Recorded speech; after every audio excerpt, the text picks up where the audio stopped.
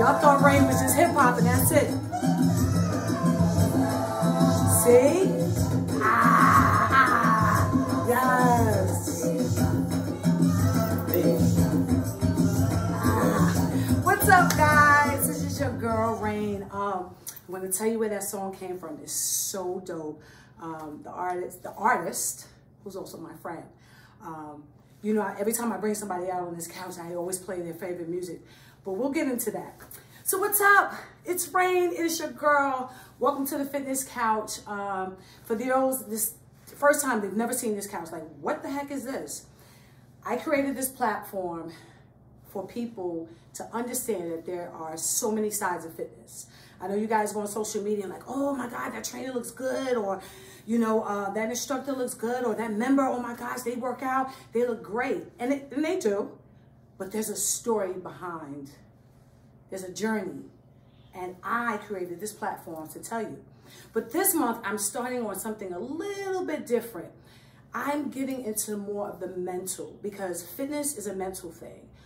So I'm interviewing some amazing people. They're going to tell you their stories of, you know, how they started and why they started and how fitness saved their lives and other things that they have going on and how they overcame some crazy things. Because we all have a story to tell. And sometimes people get so nervous. No, I don't want to talk about it. I don't want to talk about it.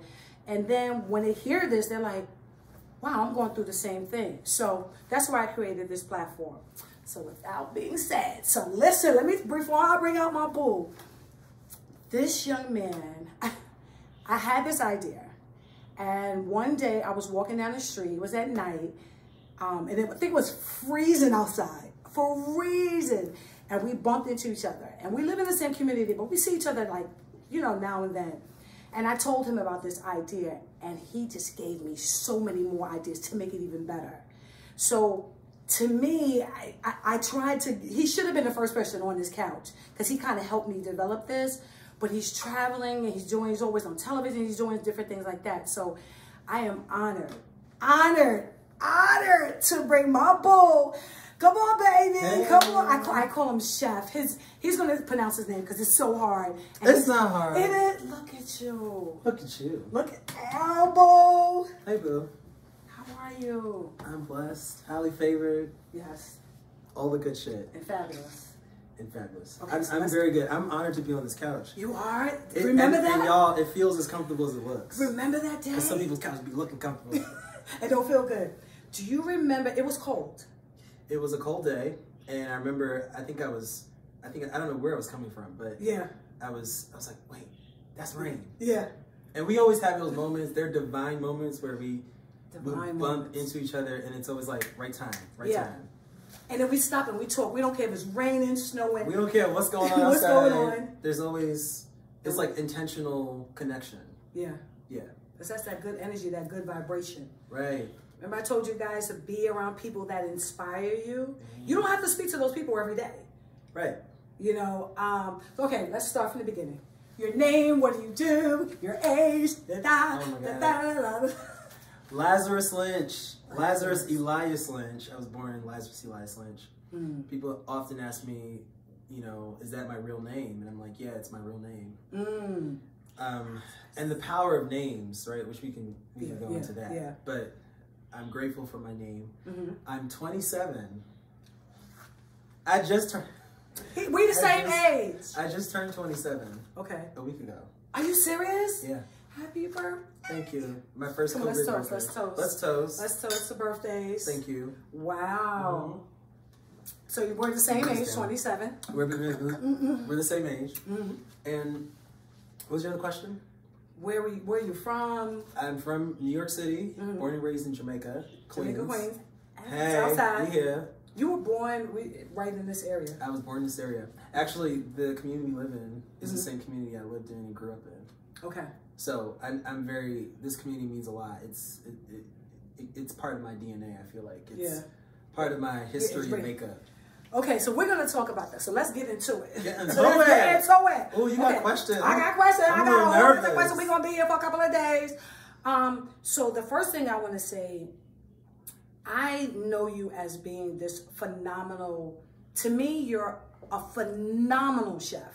I mean, phenomenal. You have been on, like, let's get into that. Like, the shows, the traveling. Yeah, wow. It's crazy. I appreciate that. Thank you. So I grew up as an art kid. I loved art. Art was like my escape. From a young age, I thought I was going to be a painter or an animation designer because I really loved recreating like Rugrats and all these different characters. So I was always with my sketch pad. Food was not even in my mind. I just loved to eat, but I didn't think that I'm going to be a chef. So it wasn't until I was probably 10 and my father, who was born in Alabama and then moved to New York when he was 6, so he's basically a New Yorker, but he was like, I'm going to open up a restaurant and I'm going to name it Baby Sister Soul Food. So my dad's mom, my grandmother, was this amazing chef from Alabama. I'm talking about collard greens and chitlins and stuff like that. So she was like, she was a cook, and then her mom was like a cook. So she would actually cook for families, and you know, she would work in homes. But you're not a cook. You're okay, not but a cook. I'm telling you my story, like how food came into my life. So I started watching my dad, and I was like, I think I want to do that. But also, back to my childhood, I was also very into music. So I was doing a lot of drumming. I took drum classes here in our community, and I learned how to play, you know, the trap drums, and then the djembe drums, the congos. Oh, yeah, so I'm learning all of this. My adolescence was really music and art. It was like visual art and music. Okay. That was my life. So then when I was 10 or 11 years old, Dad opened up the restaurant, and I was just like, that's interesting. So I just started consuming a lot more food and watching TV shows about food. And then cut to high school, I was like, okay, I want to go to high school for cooking. Right. Instead of for like visual arts or performing arts, I was like, I think I want to do cooking. Okay. Yeah, because I felt like I was on this path to be an artist, like be a painter. Okay. If not a painter, be a drummer. If not a drummer, be an actor. Okay. That was the path. That was the path. And then food just intersected and interrupted all that. So, wow. And then as the rest, as I say, is history. So now, cut to graduated high school. I was at the top of my class, and I had all these incredible experiences. And I was like, I feel like I've done a lot in food, and I'm kind of wanting to do something else. So I went to Buffalo State College. I'm giving you like the real, the quick version. Yeah. Went to Buffalo State, and I was like, I'm going to do nutrition for 2 years. Oh, okay. The campus was sort of divided. You had your art side, where all the art kids went, and then you had your science side. So that's like the math engineer kids. I was with the math engineer kids, science kids. Can you see that? Wow. No, right? Wow, no. Big mistake. Not big mistake, it was a life mistake, and it was a life mistake that pivoted me to where I am now. But I needed to be there. I needed to make that. Yes. Yes, I needed to like. So all mistakes are not mistakes. Absolutely. Right. It's how you perceive them, yeah. So I was just like, this is not me. Yeah. And courage, like I had to answer the call of courage. Yeah. The call of courage was like, you need to make a change. And call of courage. Yeah. Ooh, that's good, right? Ooh, the call of courage. The call of courage. It was like calling me, but we can fall into the courage or we can run from the courage, right? We can, it's like armor that we're either afraid to put on, we're like, that's too heavy, I can't lift that, or we take it on, right? And because we can. So I took it on, I was like, I'm leaving the department, I thought the professors were gonna be angry, I thought everybody was gonna be mad at me. And like, why does that matter? But sometimes when we have to make life changes, we consider other people's feelings. There you go. Right? There you go. Instead of just doing what we know we should be doing. So anyway, I cut to decided that was not for me. I was going to do theater, but then I was actually too afraid to be on stage. I was actually too afraid to be vulnerable and to act. So I was like, I'll just be around the theater. This is shocking to me, guys. It's shocking to me too. This is shocking to me, and you'll find out why. This is shocking to me because you're this big person. You have a big personality, you have a big style, and it's like when you walk in, everyone looks because of your style and your spirit. So that's weird that you're telling me that you was this kid that was scared to get on stage. But again, I think it's that test that we all have to go through as human beings. Like when God has called you to do something, like you're gonna always be tested. Fear is gonna be that thing that tests you. So you're gonna either be called into who you are or away from who you are. And that's just life kind of saying, oh, so you say you're built for this? Right. Oh, so let me test you. Let me throw a curveball your way. Let me give you a challenge, right? Oh, I mean, okay. you're a coach. Like, you do that. You're like, okay, I think you can lift. I think you can do this. Like, let me throw some more. So it's really just that. And at the time, I didn't understand that there was that part of me that needed to express and needed to be out there. So I wrestled. And that's why it took me 2 years to even say, this is not for me. Yeah. So eventually I was like, okay, I'll hang out with the theater kids. I'll just be with the theater kids. But I won't declare it as my major because that's just too much. Okay. I don't want to do that. And then I learned that I had to declare something, otherwise I wouldn't graduate. Right. So I was like... wasting that money. That tuition ain't cheap. So I was like, okay, I'll go into independent studies. Okay. Which would allow me to create my own degree and almost basically bullshit. I mean, that's not... It's a bullshit degree. It's like, take here, take from there, take from this, and like create a capstone project. Right. I ended up creating a YouTube series where I was cooking in my dorm, and I knew how because I had gone to culinary school for high school. Right. And I had my dad, and I learned how to cook. So I knew how to take 5 ingredients, like everything under $5 or $6, $7. Especially in college, right? Yeah. And like we're on a budget. Turn that into like 3 different meals, and I created that series. That led to some agent in LA saying like, yo, we saw your YouTube channel. I'm giving you all the long, very, very long story, but they're like, can we fly you to LA to like work with us? And we're creating this thing with Snapchat where we're showing cooking videos through Snapchat. I didn't even know what Snapchat was at the time. This is like 2014. Okay. Right into 15.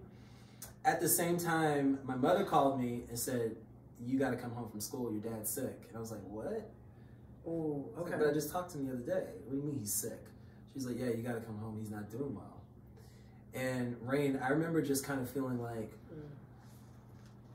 I have to talk to my dad. I have to have a heart-to-heart with him. Okay. I have to understand what it means to be a man. I have to like have that heart-to-heart. And when I got back to New York, you know, I was able to kind of do that. And then I left. And I said, okay, Dad, you know, let me pray with you. I think you're going to be okay. Got another call. No. Now, this is in November. Okay. And my mom's like, you got to come home. And I planned to stay on campus for Thanksgiving and like be with my homies. All right. My dad had been diagnosed with cancer. Cancer in the brain, cancer in the bones. Just metastasized. And this is why you're in school. While I'm in school, while I'm flying back and forth to LA, from Buffalo, New York, back to Buffalo to LA, back to doing these videos. Right. And got back and they were like, yeah, your dad has like weeks to live. Wow. So let's just pause there. But like, I felt, wow, like how is it that I've made these choices? I've made these choices to follow the call, to follow this path, to move into what I felt like was my purpose, right? And then all of a sudden, here is life kind of throwing me this curveball of death. It was really a shadow of death, because it wasn't actually death yet, but it was like the shadow of death. How do I deal with that? How do I deal with that? How do I continue to live and feel free in my purpose, but also like they're telling me my dad's about to die. So January of 2015, my dad passed away. And I was a junior, thank you. I was a junior in school, and I just thought, no way I'm going to finish. There's no way. I got a year ahead of me, really a year and a half ahead of me, and I just don't see how this is going to work. Right. So I put myself in the counselor's office. I stopped making videos. I stopped writing recipes. I was just like, I can't. Wow. So now here comes the down part. Here comes the down part. Here comes the down part. Right? Okay. And it was at that same time that I learned that I can give myself permission to feel things. And it's okay to not be okay. And it's okay to just kind of allow yourself to be human and feel all that shit. It's okay not to be okay. It's okay not to be okay. Yeah. Yeah. But it's also like, it's a sign that you're alive, that you can feel it, that you can feel the not okayness. And it's like, it's a sign that blood's still flowing in your body, and that means you have a purpose because you're still here. So like all that just kind of hit me, and I was like, wow, 2 months into therapy, first time I ever did therapy, let's talk about like how Black people are shamed for doing therapy. That's a whole other conversation. Yeah. But I did that, and then I came out and I said, you know what? My dad, he gave me a lot. There's still so much that I can do. And I just started writing. I started writing everything I've ever learned from my dad, every conversation I've ever had with him, all the good times, all the bad times, and all the recipes that I collected just watching him in his restaurant. I graduated, and I said, I'm gonna turn this into a book. Turns it into a cookbook, and that's where we are today. Yes, and wow. Yeah, that was a lot. That's a lot. Now I'm taking a sip of my thing. Was that like 13 minutes? Yes, that was a lot, but it definitely shows all of us that you gotta find it. It's okay to go in the dark for a second, just for a second, and kind of regroup, and then come out and say, okay, now it's time for me to come out, and to not stay there. Yeah. So you're a phenomenal chef, and then you were talking about you did some nutrition things and stuff like that. Then I just found out that you did music, and then are you a stylist? Because that's another little part of you too. It's crazy. I'll answer it like this, and I mean it with humility. I don't mean to say, but I just feel like I'm everything. Yeah. I'm everything. Yeah. And I think you're everything too. Why not? Why would you be everything? We are everything. And boxes, especially, we'll talk about my identity in a little bit, but especially when you're told throughout your whole life who you are and who you should be. And there's that part of me that always felt I could never live up to those expectations that the world, that society, that people have put on me. So it's almost in resistance to that I'm just like labelless. So as much as I can do all these things, I just kind of I'm like, I do that too. And that too. I want to know, because you can cook it. You're a soulful like cuisine chef. How do you do you work out? So, I do. I do work out. I mean, I don't have like a routine or a ritual. I'm not like an everyday at 6 a.m. I do this. Right. But I am always moving. So I'm on my skateboard. I'm running. I do my daily walks. I guess that is part of my daily. But routine. Do you do that because you? Okay, so what I heard that chefs don't eat their own food. That's sort of true. That is true. That's sort of true. Okay. Yeah. So when you work out, does it give you what does it do for you working out? Because you don't really have to lose weight, but what are you working out for? My brain, my mind. Yeah, my mind needs to rest, but it also needs to be challenged. Because I'm a creative person, so I can't let that energy just sit dormant. So for me, when I move my body, it's like my mind is getting its own workout. My mind is like, it's like I can let go for 10 minutes and sweat, and then I have this reset that happens after I work out, where I'm like fresh to create again. Here are all the ideas. Everything's like flowing again. Yeah. So it's really to move stagnant energy. It's not which is my mental health. Right. But it also makes me feel good. It makes you feel good. It makes me feel better. But the mental part of it. All right. All right. So let's get into it. So we have your history. Yeah. So the big question now. You were raised in the church. We were talked about that, and we were raised. We are in the same area, urban area, quote unquote, the hood. We love it. And here you are, this queer. Is that the right title? Because you queer is correct. Queer is cool. Person that your style. How did you? Because and I could be wrong. You still have people that judge you, and they could be family members, and they could be people who live next door to you. How do you juggle that? How do you deal with that? Yeah. Well, I think when you go through what I've been through, not to say that what I've been through is the most crazy experience, but when you go through your own journey of self-discovery, you kind of hit a place where you're like, wow, I've gone through so much already that I can't bring on more trauma and more pain that's not my own to myself. So I've got to allow people to have their space to work through their shit, just like I've worked through my shit. So all that to say is there's a lot of empathy that comes with my experience and my journey that has helped me to sort of say, you're unique and you're beautiful and you're special, and who you are is meant to be who you are. Well, where did you get that strength? Because I know coming from, African American family that is heavy in the church. Right. And here you come, necklace and your nail polish, and you're like, I'm here. Yeah. How did that, I mean, it's crazy because I look back and I'm like, I don't even, I gotta like go back and like really pay attention to like what were those moments. But I think it was moment by moment being my expression of who I was, being told it wasn't good enough, and being told that who I was, I couldn't express like that. So for example, when I was like 16, right, I was growing my fro, and I wanted to put some color in it. So I got like some brown color in my hair. And I remember at the church, there was a leader who sat with me and said, you can't do that. So I stopped and I said, I'm not going to do that. I don't want to, mess up. Because quote unquote, that's men are not supposed to. Men are not supposed to have long hair. Men are not to have color in their hair. Men are not to blah, blah, blah.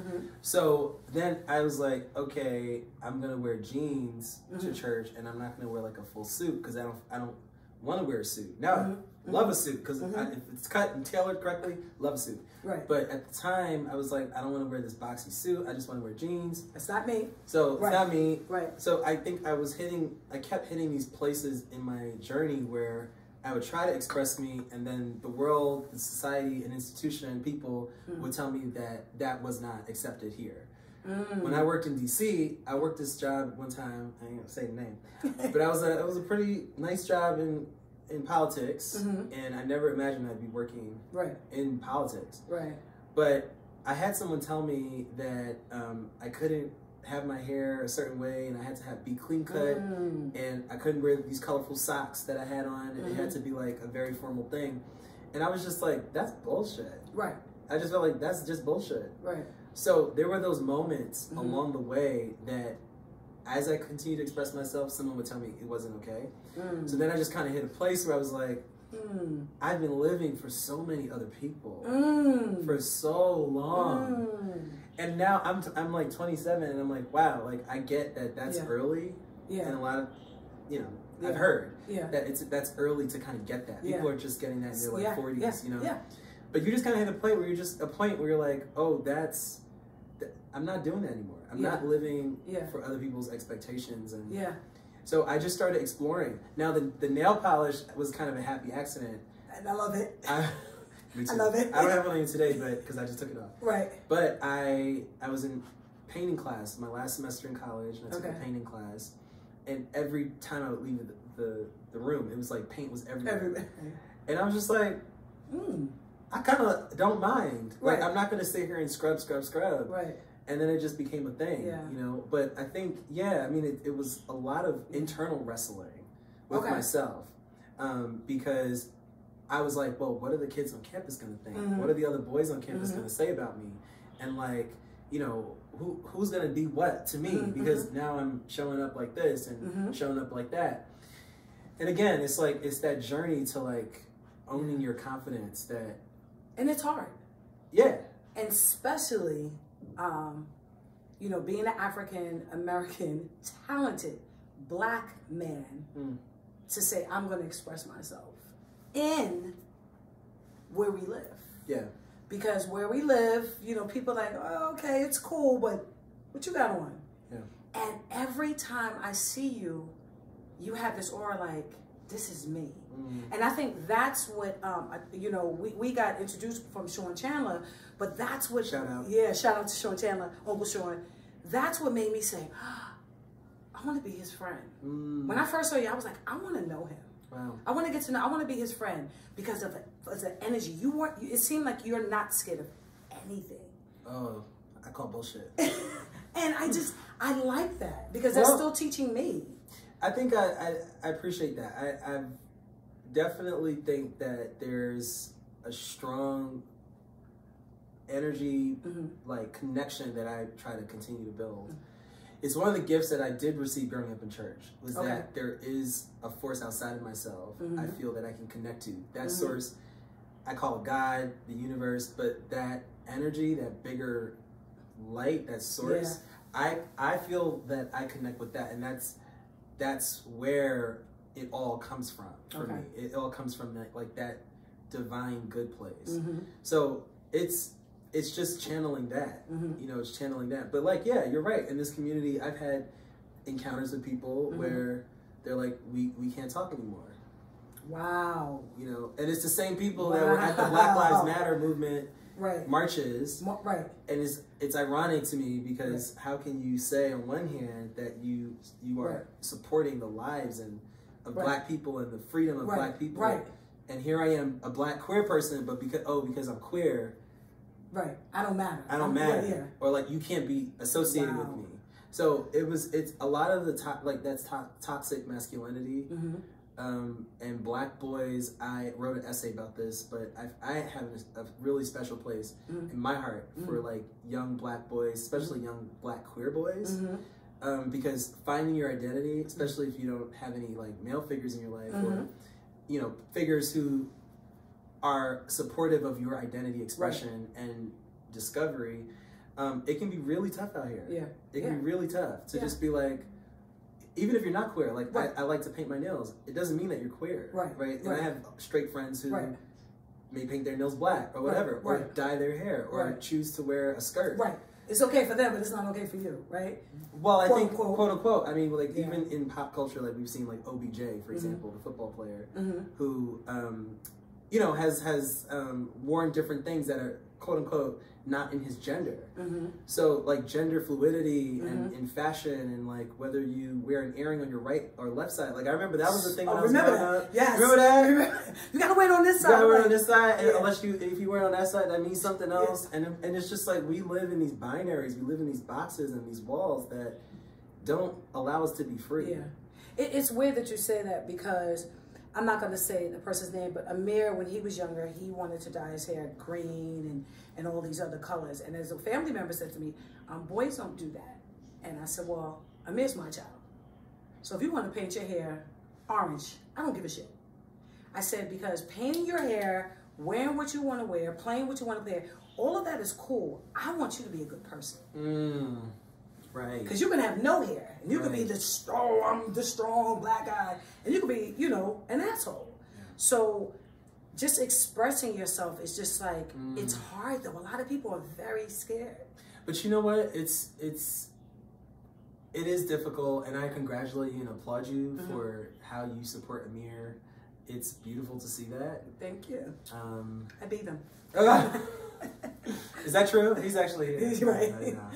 But, you know, I think what makes it harder is when we impose our fear onto other people. So, you know, you're being a good person, like you're being an amazing human being by just saying like, explore. I think that's the creative side of me too, because you know I studied dance all my life. I was a theater baby too, so I did what, you know, I was the tomboy girly, you know, I wasn't girly girl, and I'm like, what you want to do? Yeah, but it's also like, you know, who created these ideas anyway? Right. You know, and where are they? And why are we living in these rules that we didn't even create? Like if you, for example, if I'm like, okay, well, who made the couch that you're sitting on? Right? Who's the designer? Does it matter who they're sleeping with or who they love? Or, oh, but you can support and buy their couch. So I think it's dumb. I think it's just stupid. Like there's so many gifted people in this world, and unfortunately, like we as humanity, as American culture, we consume and we take from these brilliant minds, but then we say, oh, but just don't tell me what you're doing. I'll buy this from you, but don't tell me. And I think that's a double standard. I just think, you know, we can't on one side say we don't support something or someone, and then you know, on the other hand, we're like showing up at marches. It doesn't make sense to me. It's really and that's why I developed this platform, because there's so many people that are watching it and saying, I can't work out because of this, or I can't be a chef because of this, or I can't do this because I'm this way and I'm that way. And I'm glad you're here to say, nah, I did it. Yeah, I'm still doing it. Yeah, we're still learning. We're still learning. We're still creating. And, you know, I didn't even know about your dad. So, wow. Yeah. So your mom just stepped in, and she was mom and dad. She was mom and dad. I mean, my mom is Guyanese. My mom wasn't born in America. Oh, okay. She's not American, so she, you know, my mom was raised Catholic, and she was raised by nuns in a convent until she was 13, and then she moved to London with her family. So my mom's side of the family mostly lives in London. Okay. And then a few still in Guyana and different parts. You get your strength from her? That's an interesting question. Do I get my strength from her? I don't know if I can say yes to that. Okay. Because I think I've learned a lot by watching her, and her journey fascinates me. Okay. I think I'm more inspired by her and more curious about. I feel like I'm still learning my mom. Like I'm learning her now as an adult. Right. And she's very. She's very nuanced to me. Okay. And the way she processes grief, emotion, reality, the way that she perceives it is so unique to me, and it's so interesting that I'm still. So where do you get your strength from then? Where do you get this attitude of, I got this, and that's what I get from you. I got. Y'all get that too. I don't know what you're talking about. Where do you get that strength from? Man, it comes from so many places. I don't know if it's one thing. I think it comes from a deep belief that I am because we are. That's like a proverb. I hope you got your notebooks. You know, it's just like that anchor. Yeah. That I feel so supported and guided by this force. And I think it's my ancestors. I think it's all the prayer and blood, sweat, and tears of my ancestors. I think it's my father. I think it's my mother. Yeah. I think it's also people on social media who, for the most part, encourage me and are there, and like the community of people who I reach, who tell me that, wow, you reached me. Like I had someone reach out to me the other day. She's like, I honestly don't know how to process what's going on with my son. You know, they are transitioning right now. Right. And she said that they watch some of my videos together, and I've sort of been a healthy bridge for her to understand so people are watching what it means to be queer. And I was like, right. Like, and I don't even know this person. Yet I'm impacting her relationship with her child. Right. And it's amazing. So that is strength from that. It's also strength from friends and support. Well, I'm glad you brought that up because do you remember the time you post something on social media and I called you immediately and I was bawling. And to be honest with you, I can't even remember what I was going through at that stage. I just know I was going through something. And I can't, you know, and I was bawling. And this human being, this amazing man called me back and didn't say, you know, it's going to be all right or whatever. You prayed. And I needed that at that moment. I don't know what happened, but I needed that. And you prayed, and I listened to it, and you prayed, and you said, I'm going to send you this video, and I want you to watch it. And I hysterically, the tears were coming out. And you said, that God is washing you out. Just let it go. Let it go. Yeah. And I will never forget that. I will never forget that time. And I think that's how God uses me. Yeah. And that's why I think it's bigger than anything that I could even claim or own. I mean, I think that we all have these gifts. Yeah. You're tapping into yours. Yeah. And this platform is healing people. Yeah. Emotionally, physically, healing people. And so I see myself as a healer. I do.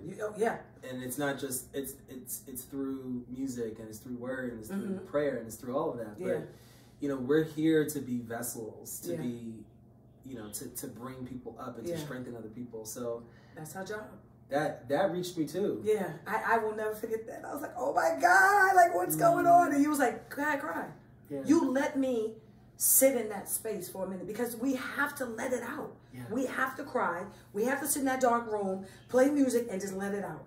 But the key is not to stay there. Don't stay there, right? And you checked him. He was like, you okay? You good? Yeah, we don't speak often, but you'll be like, you good? Yeah. You okay? You'll send me an emoji. I'll send you an emoji. Right. And that's our thing. And I just love you so much, and I'm happy, and I hope I made you proud with my little platform. I love this. Yes, yes. I love this. I'm so proud of you. Thank you, Mo. Okay, so now the last questions. Are you ready? Okay, I'm ready.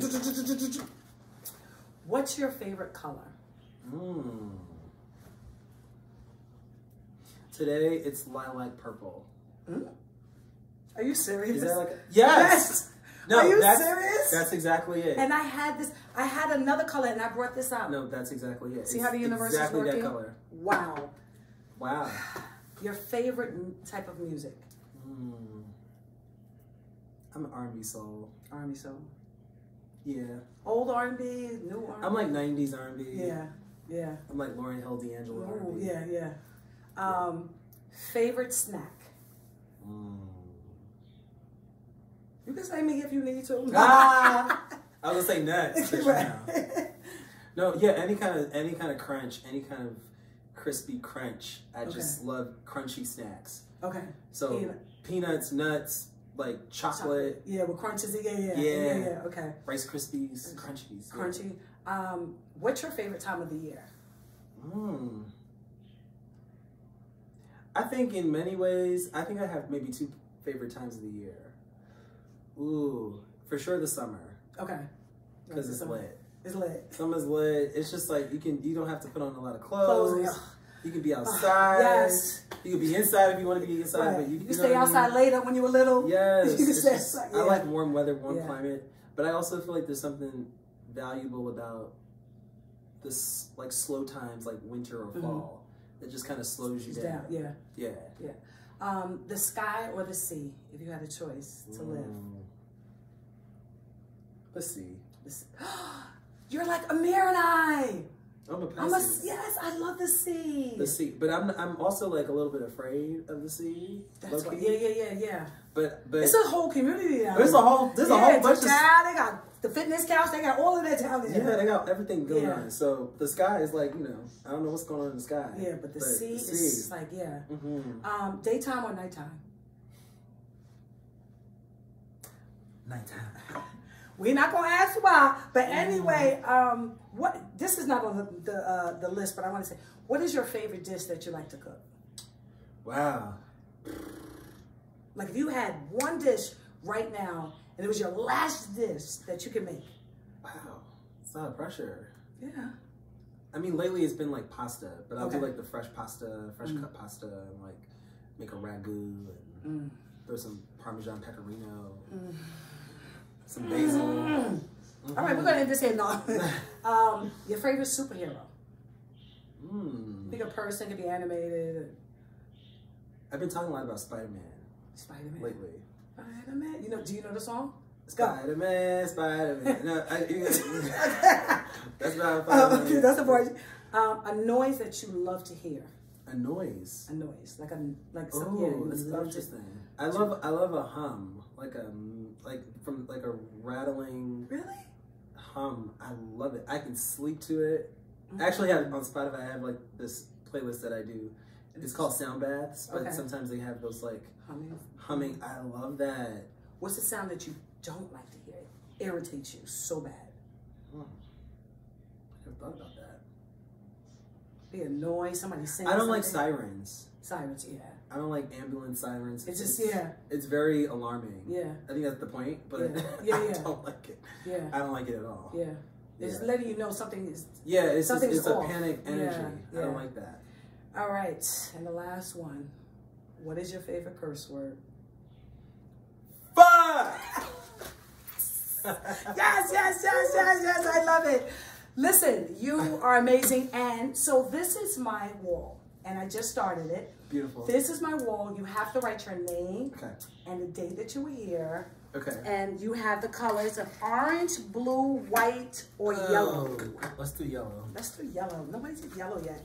I really want to thank you so much for coming by and being like just this energy, and you're just amazing, and I want you to continue. But the next time I have you on the couch, I'm redoing my kitchen. So that's all I got to say. Ooh. I'm redoing my kitchen, and you got to come on here and do something, okay? You could just whip. While I'm still in New York. What? Yeah, I know. I had to snatch it real quick. What is this date, 13th or 14th? What's today, the 13th? The 14th.